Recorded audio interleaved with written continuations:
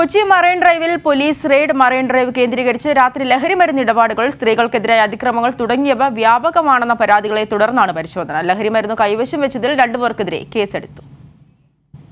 City police commissioner S ശ്യാംസുന്ദറിന്റെ നിർദ്ദേശപ്രകാരം DCP KS സുദർശന്റെ നേതൃത്വത്തിൽ 4 സംഘങ്ങളായി തിരിഞ്ഞായിരുന്നു പരിശോധന. മറൈൻ ഡ്രൈവിലെ 3 കിലോമീറ്ററോളം വരുന്ന ഭാഗത്താണ് ഇന്നലെ രാത്രി പോലീസ് പരിശോധന നടത്തിയത്. ചിലരിൽ നിന്ന് ചെറിയ അളവിൽ ലഹരിമരുന്ന് പിടിച്ചെടുത്തിട്ടുണ്ട്. 2 പേർക്കെതിരെ കേസുമെടുത്തു. നിരോധിത പുകയില ഉൽപ്പന്നം കയ്യിൽ വെച്ചതിനും പൊതുസ്ഥലത്ത് മദ്യപിച്ചതിനും ഓരോ കേസ് വീതം രജിസ്റ്റർ ചെയ്തിട്ടുണ്ട്.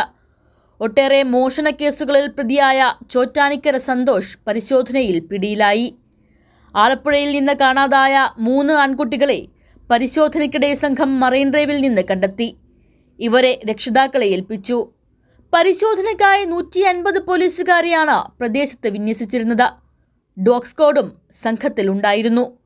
വരും ദിവസങ്ങളിലും പരിശോധനകൾ തുടരുമെന്നാണ് പോലീസ് അറിയിപ്പ്. കൈരളി ന്യൂസ്, കൊച്ചി.